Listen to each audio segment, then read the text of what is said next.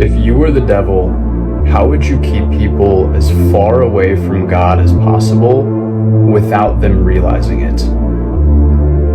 Well, if I were the devil, I'd start by corrupting mainstream religion, turning it into a tool for control, hypocrisy, and division. I'd twist sacred teachings into rules that breed judgment and fear, driving people away from faith and making them question the authenticity of God's message. I'd divide believers against one another, creating conflict within their own community so they'd focus on fighting each other rather than seeking unity or truth. I'd then create distractions that seem harmless but consume their attention, pulling them away from spiritual growth. I'd promote materialism, convincing them that happiness comes from possessions. I'd encourage a culture of busyness, leaving little time for reflection or connection with the divine. And finally, I'd ensure that doubt and fear overshadow faith and love so they become too disillusioned to ever seek a higher power. Wow. You're not held down by gravity, you just experience density and buoyancy in action. And here's how they fooled you into believing gravity is something it's not.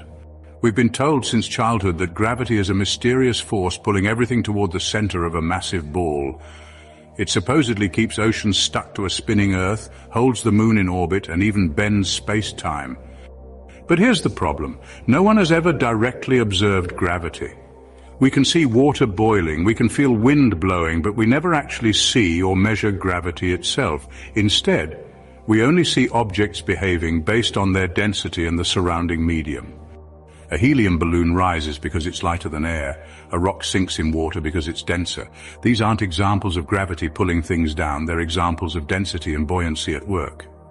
What if I told you everything you experience as gravity is just the natural sorting of objects based on their weight and the medium they're in? Objects lighter than the fluid they're in will float. Objects heavier than the fluid will sink.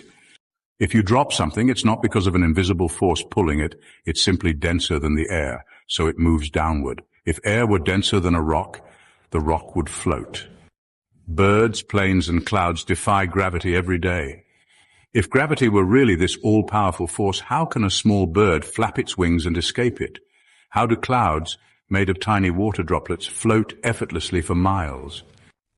NASA claims that astronauts on the ISS experience microgravity while Earth supposedly holds the moon in perfect orbit. So which is it? A force strong enough to hold the moon, yet weak enough to let butterflies take flight? Water always finds its level. If gravity were pulling oceans into a ball shape, why do we never see curved water? Whether in a glass, a lake, or the ocean, water always lays flat. They tell you gravity is a universal force, yet it only seems to work when they need it to. Birds, balloons, and planes defy it daily. Water always finds its level. And every experiment proves that density and buoyancy explain everything we see without the need for an invisible pulling force. No gravity needed. If gravity is real, why do helium balloons go up instead of down? They tell us gravity pulls everything toward the center of the Earth. But if that's true, why do balloons, smoke, and even bubbles in water rise? They say gravity is a fundamental force, but here's something crazy. It's never been directly measured. Gravity is supposed to be a force that makes mass attract mass. But have you ever seen a large object pull a smaller one toward it? Scientists have tried to prove it, but every test fails.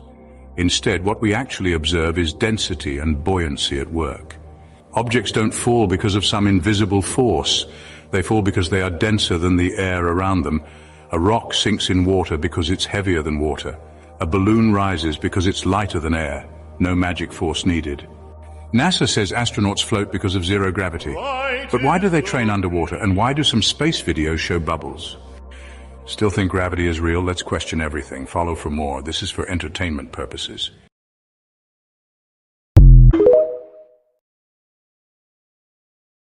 Here's my 110-pound iron-working anvil. Let's set it in here and see if it floats. Okay, it doesn't seem to want to stay upright. I'll just let it tip over. There it is. It's floating.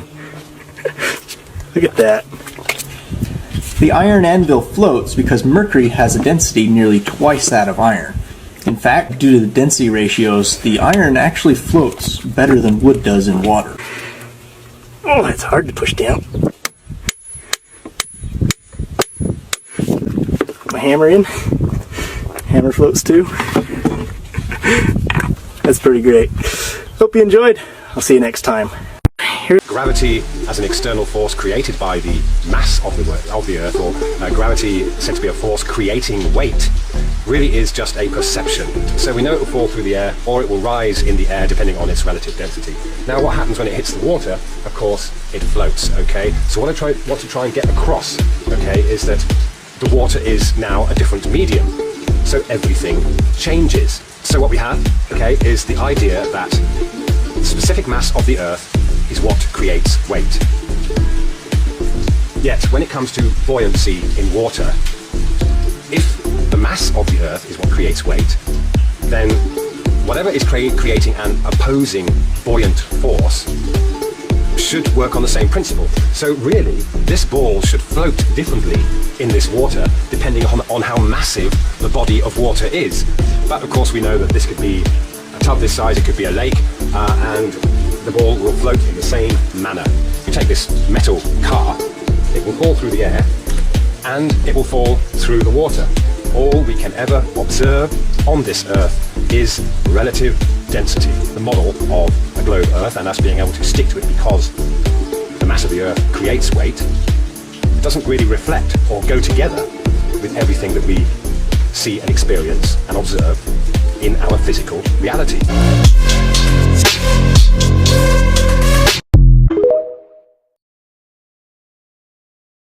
What if I told you there's an ancient belief that proves flat Earth and NASA accidentally confirmed? Yep, stick with me. You've been told the Earth is a spinning ball, flying through space at 67,000 miles per hour. But have you ever actually felt that speed? No.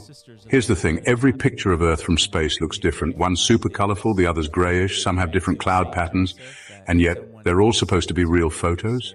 Even NASA admits most of them are composites. So if we don't have a real photo of Earth, how do we know what shape it is? Think about it. Planes don't adjust for curvature. Architects don't design buildings with a curve in mind. Long bridges like the Lake Pontchartrain Causeway, 24 miles long, should show some curve, right? But nope, flat as your phone screen. Here's where it gets wild. Ancient civilizations, from the Mayans to the Egyptians, all described Earth as flat and motionless. They weren't dumb. They tracked the stars better than we do now with GPS. What if they were onto something we've just ignored? Flat earthers believe Earth is more like a level plane with the sun and moon circling above it, not around it. Sounds crazy, but stay with me. Ever heard of the Bedford level experiment? It was a test done on a 6-mile stretch of water to prove Earth's curvature. Guess what? No curve was found. Or take flight paths. Some international flights take bizarre detours, but when you lay them out on a flat Earth map, they're direct. Coincidence? Maybe, or maybe we've been conditioned to laugh at something without ever really questioning it. Still think it's nonsense? Cool. But real curiosity means asking questions, not laughing them off. If that gave your brain even a tiny jolt, hit follow. This page drops wild truths that make you think. And the next video? It's going to change the way you look at the sky forever. This is for entertainment purposes.